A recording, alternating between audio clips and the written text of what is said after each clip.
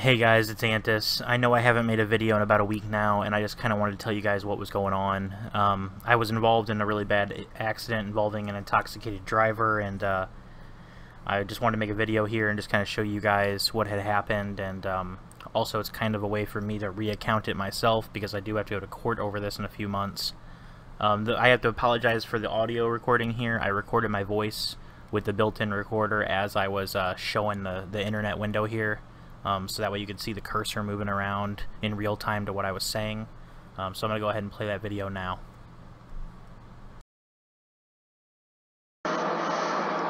Alright guys, so now I'm going to tell you about what happened with the car accident. This is the road where I was into a car accident at. I was leaving someone's house and I had to stop by a gas station, so I went to this gas station here. This was about 10:30 at night. And I was exactly where this car is right here. Now, I was on my way to work. I needed to go southbound. So I came up here. I was stopped here. About where this white car is, I saw a car coming. You can tell there's a pretty good sized turn lane. So I waited for this vehicle to get into the turn lane. No big deal. They had a blinker on. They were all the way over into this turn lane.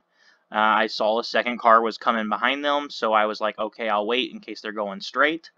They entered the turn lane, they turned their blinker on, and so at that point, once they got to about right here, and they were both in the turn lane and they're both slowing down a bit, I knew it was safe to pull out and proceed into the intersection.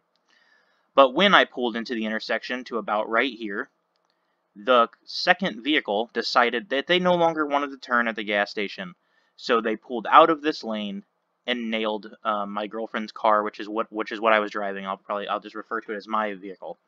So they nailed my girlfriend's vehicle from the driver's side door, basically a T-bone, and they nailed into my car. My car then slid to about right here, which is where my car stayed for the rest of the time until they were all pulled off the road. Now, they hit my car, and they flew into the oncoming traffic lane. They flew over here, and they ended up about right here. And this is where they stayed until the cars were removed from the road. Now, when my car was here, another vehicle then came from around the corner. This looks like a very long distance from here, but it's actually a lot shorter when you're sitting at the sign here. And another truck came by and smashed into the back driver's side of my vehicle. So I was basically straight across this lane facing this way. And the entire front end of the car is completely crushed, which I'll show you guys pictures. And if you zoom into the back of it, you can actually see that the entire back end is crushed as well. And so anyways, they flew over here. So that was 1, 2, 3 cars that were in this accident because they hit me, and then another vehicle hit me. And then, when they were in oncoming traffic, they still were slowly trying to go because it was 4 girls who were intoxicated. Another truck came and nailed the front passenger, or the front driver side of their vehicle. Nailed into the front driver side of their vehicle. But it was like a big truck, and they had no damages, and so they ended up leaving the scene. They took off. And then another Jeep came from this direction, and at this point their vehicle was turned slightly, so the nose of their vehicle would have been over here, the tail end would have been about right here. When they came around, they smacked the back end of the vehicle. Her Jeep locked up and she spun out and was sideways about right here. And so she was stuck there at the scene as well. At this point, after this car had been struck by these other vehicles, I was stuck in my vehicle. I could not get out of my vehicle. I was in an extreme amount of pain, probably one of the worst amounts of pain I've ever been in. My entire body was just tensing up and I was pretty much just screaming in agonizing pain. Now, the guy who hit the back end of my vehicle pulled over about right here, and he was in a little truck. And that guy came over to my vehicle and tried to pry my door open, which he eventually got my door to pop open, and he then helped me to get out of my vehicle. I don't know what happened with that guy. I don't know what his name was. I don't know anything about him. He was limping. The girl who was in the Jeep over here, she seen this guy limping. She told the police about this guy limping, but he also left the scene. And he told me, he asked me what my name was. I told him my name. He never told me his name. He said that, oh, he didn't care about his vehicle, blah, blah, blah, you know, whatever. He was more worried about that I was okay because he was the one who struck me. He didn't care about the other girls that were drunk because he didn't mess with their car. He only struck my car. So he came and asked that I was okay, saw that I was okay, helped me out of my vehicle, and then he left as well. So in the end, out of 5 cars, 2 vehicles drove away. 3 vehicles did not drive away. So out of those 3 vehicles, my vehicle and the drunk girls' vehicles were completely totaled. They were incapable of moving whatsoever. My engine was completely ripped out of the front of the car and was on the ground, as well as the driver's side door and driver's side passenger door at this point were popped where they would not close or open again, and they weren't even lined up right to close. And then their car went from having a smashed, mostly passenger side corner from where they nailed me to a completely point in the front because another vehicle hit their other front end, and their back was crushed because another vehicle hit their back end. So at this point, the police and everything are showing up. These girls, who are drunk, me and this woman, she was trapped here, and myself, who's about right here. I get out of my car, I come over here, and this is about where I basically hung out because I was sitting here trying to get help, trying to get my phone, you know, my stuff out of my car. No one would help me. And then eventually we moved over here because they made us leave this area because they were going to move my car, tow it away. These girls, all 4 of them, they left their vehicle, walked across this median, and then they came over to the gas station. They went into the gas station. They were hanging out. They pulled up their phone and called several people, and so this parking lot became quite full of a bunch of Hoosiers who then sat there and told police officers that they had seen what was going on and that they were in the accident and that it was all my fault. So I had to deal with all of that. So then we come back over here. When the police arrived, they asked if anyone needed medical attention. They never asked me. So I think it's just because I'm a guy and because I was alone that instead of me being a victim of a hit and run, of an attempted hit and run by 4 intoxicated girls, it became me who was just apparently dumb and doesn't know how to drive, despite me, you know, driving for over 10 years and never having an accident before. So, one girl walks back over here, crosses over the median, sits about right here, tells an officer that she doesn't feel good, lays down, and refuses to move again. And she does not move until they call an ambulance, they put a neck brace on her, and they get her out of there. They literally just leave in the back of an ambulance. It was absolutely ridiculous because I know she was faking it. They were cussing me out the whole time. You know, they saw this, and for some reason they sobered up like in an instant, and they just thought, we got 4 of us to make up a story, and he's got 1 person, so this is going to be free, easy money. So I was never offered any medical treatment, despite basically from my left knee to my armpit being in complete pain, as well as from my elbow up to my shoulder, and my heart. I feel like my heart hurts really bad, but it's probably just the muscle. It just hurts so bad. It's completely bruised up, and it just hurts. As well as both my knees were basically crushed in by the dashboard, because the dashboard ripped out of the car and shoved into the front seats, as well as my elbow that was actually gashed open. And they never asked me for any medical attention. I've been having a lot of problems breathing since then and stuff, and I haven't sought medical attention, but I figured if in a couple days didn't feel better, then I would, which I have been feeling better over the last few days. But the area right behind my left breast, which, you know, it feels like my heart, still hurts extremely bad, and I'm sure that I will end up going to the emergency room here soon. But anyways,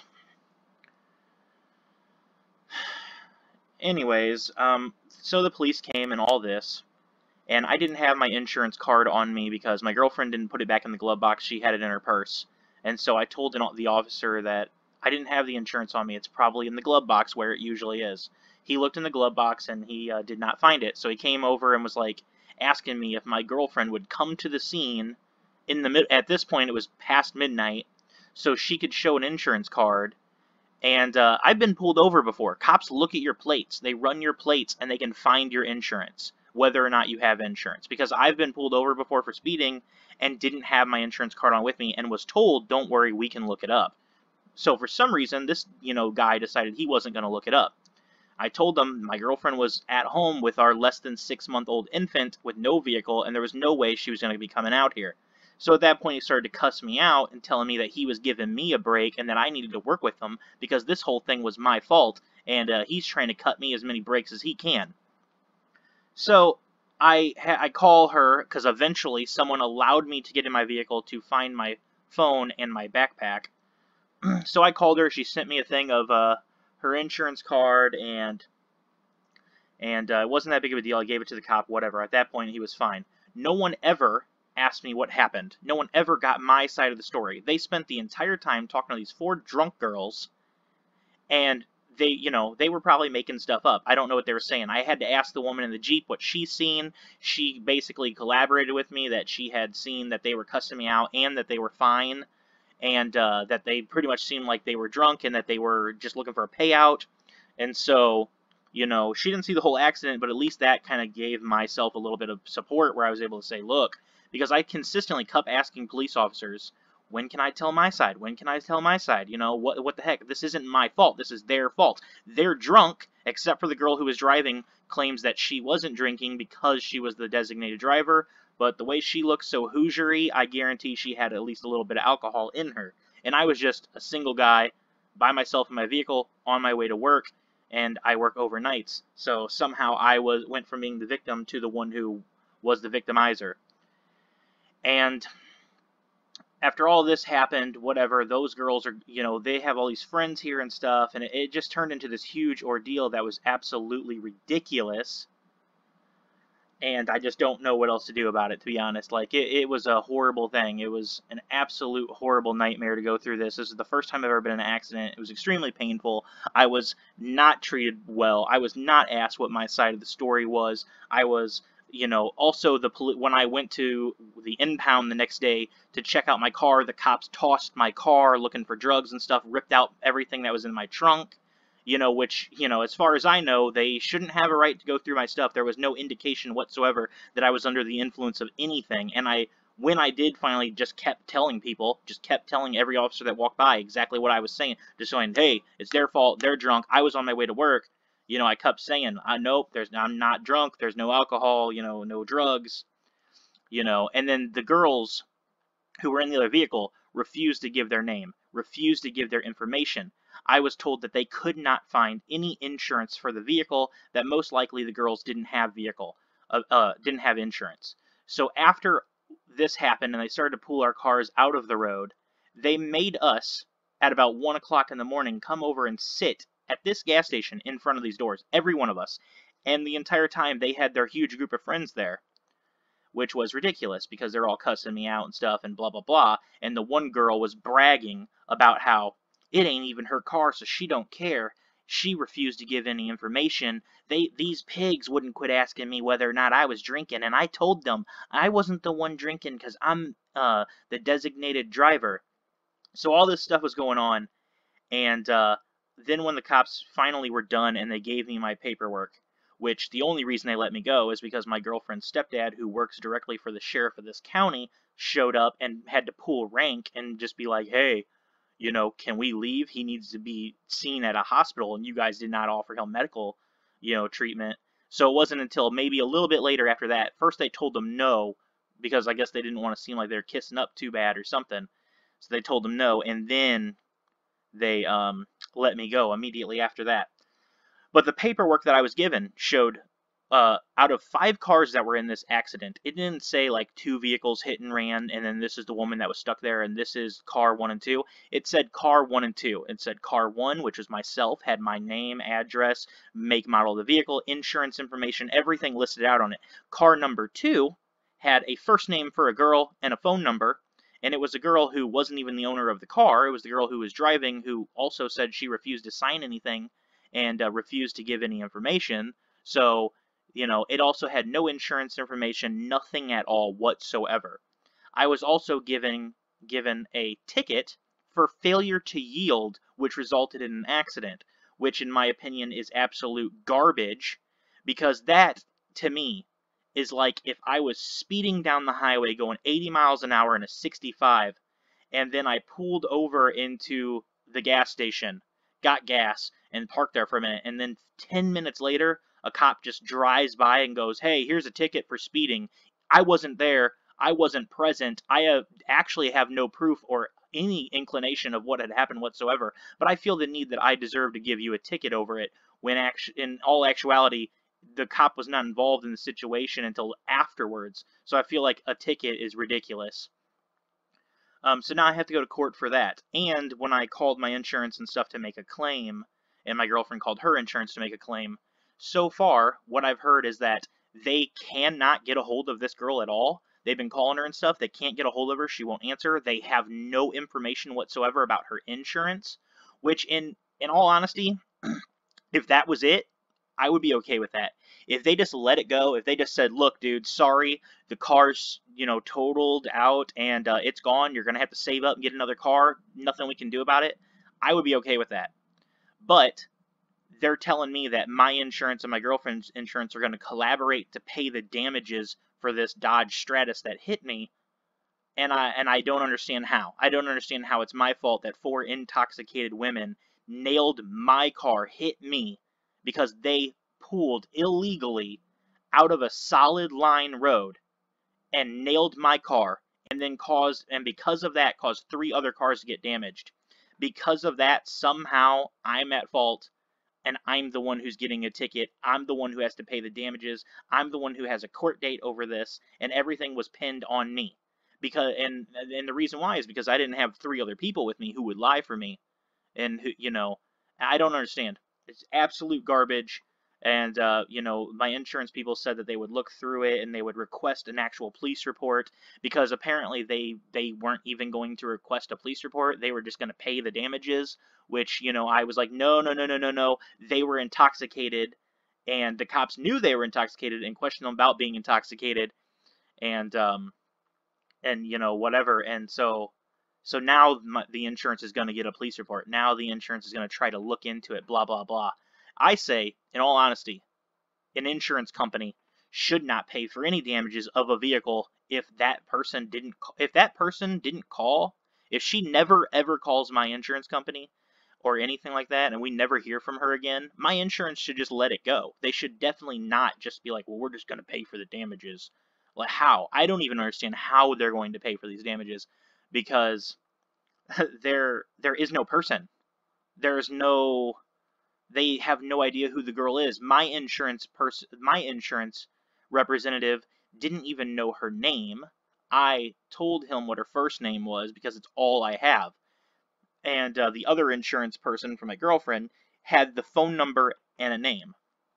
Just the first name. And that's it. That's all the information we have about this person, and yet no one can get a hold of her, but yet I have to pay the damages for it. Obviously, best case scenario, the best thing that could possibly happen is somehow they do have insurance, and it is proven that they were, their police report shows their intoxication level, and so then they have to pay for a new car for my girlfriend. That's best case scenario. But most likely, and what I've seen so far, is that this is being pinned on me because they were able to collaborate a story together against me, and I was alone in my car, unable to make a story up with anyone else, even though what I told them was the truth. And that several times while these officers were walking around this area here, I kept asking every cop that walked by, "When are you guys going to get my story? When are you going to get my story? They are lying. They were in this line." So now I'm waiting for this gas station to see if they have footage out here, although I was told by my insurance and by the police officer not to hold my breath on it, because most likely they wouldn't give me the videotape, or they wouldn't, it would like stop right here at the end of their driveway. It wouldn't extend all the way down. It would be exceptionally great if there just happened to be a camera from this point of view that just showed me crossing and then showed them go, never mind, boom. Like, the thing is, and this is how you know for a fact that it is those girls' fault, other than the fact that they're intoxicated and most likely driving without insurance, is that her direct quote was that, "Well, we went to switch lanes, and I looked down for a second, and I didn't see him." That right there is an admission of guilt. She openly told the police officers that they turned out of that turn lane and they didn't notice me. But they're trying to pin it on me because I failed to yield. Maybe I don't fully understand how yielding works, but if there's 20 people coming down this highway and you see an opening and there's 2 people turning, every single person I've ever seen on any road goes ahead and goes, because these people are on the turn lane and they have an open. You're telling me that I should sit on... This is a highway, an active highway that is usually extremely busy. So you're telling me that I have to wait to turn out of this road until there is absolutely no traffic whatsoever? That's impossible. That's never going to happen. And I know it was late at night, and so the traffic was very low, but as soon as I was hit, there were cars coming around this corner that then hit me again. And there were cars coming around the corner up here, because there's a corner right up here, that then hit them again. And like I said, in this little thing here, it looks like this is a pretty good distance to see. But it's actually not. In actuality, this is a lot closer than it looks like. And the same thing with this side. This is a lot closer than it looks like. Everything on this is kind of stretched out, because this right here looks like a pretty wide lane, but this is actually just a 2-car lane. This guy's just kind of in the middle of a lane. You know, he's over a little bit. So from this angle, from where I guess where I have this camera positioned, it looks ridiculously large, but whatever. So I guess that's the story. I don't know. There's probably other things I could have said, whatever, but I'm going to go ahead and clip out of this, and I'll show you guys the picture. I only got one picture of the vehicle. It's a picture my girlfriend took, and I zoom in on a couple spots, and I just kind of tell you guys about what happened. So we'll just clip over to that. Alright guys, so this is the picture that I got of the car at the junkyard here. And as you can see, I'll zoom in a minute here on the doors, but as you can see, basically the driver's side door into the wheel is where they hit me, but because they were turning out of a lane and then they continued to pull left and fly into that oncoming traffic, it ripped off the whole front end of the car. There was gas leaking everywhere, and the engine and stuff, and you know, it was horrible. So we're gonna go ahead and zoom into the next picture here, and this is just a close-up here of the windshield. As you can see, if you look closely at the windshield, you can actually see the dashboard, and the dashboard was pushed in by the engine and pushed in towards me, and it was actually completely covering up my backpack and stuff that was in the passenger seat. So that is what smashed my knees, and then also pushed my arm into the side there, where it actually gashed it up. And I'll show you guys the door here. And so here's the doors here. You can actually see, if you look at the driver's side door at the top of the door, you actually see that it won't even close. It's not lined up with the door properly. If you look at the bottom line of the back door and around the handle, you can actually see that that door is not closed either. That both those doors were actually hit. It's just that they hit me and were swerving to the left so hard that when they hit me, they pushed my car at about a 45-degree angle parallel to where they were, and then that swiped. And when that swiped up and something got stuck against that front wheel, it just ripped everything in. And that's why the whole front of the car's gone. You can also see by the back wheel there, if you look right above the back wheel at the back corner of the car, you can see the dent there, which it doesn't look that bad in the picture here, but that's where the other vehicle that hit me and took off, that's where he nailed the car.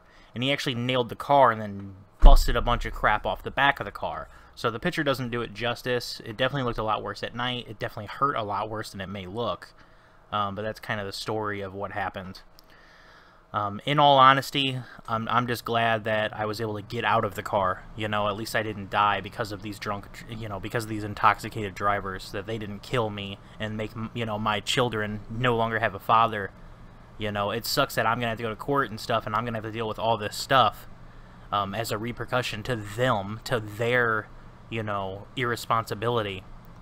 But in all honesty, I'm just hoping to God that they just can't get a hold of this girl, and that the whole thing just goes away, and I just have to start from scratch once again and try to get another vehicle and all this to go to work and everything. It's a huge burden, but I mean, like I said, at least I was able to get out of my car. So, but that's gonna do it for this video, guys. I know it ran a lot longer than any video I've had on the channel, and I just wanted to give you guys a reason to explain to you guys why I haven't made a video in a while, and why I most likely won't be making a video anytime soon. and why you guys have seen a decrease in me streaming. But hopefully everything will work out, and hopefully I will be back to my usual self here before too long. And if anything else happens with this accident, I will give you guys an update video, just kind of explaining what's going on, like especially when the court thing comes around. So I'll see you guys next time.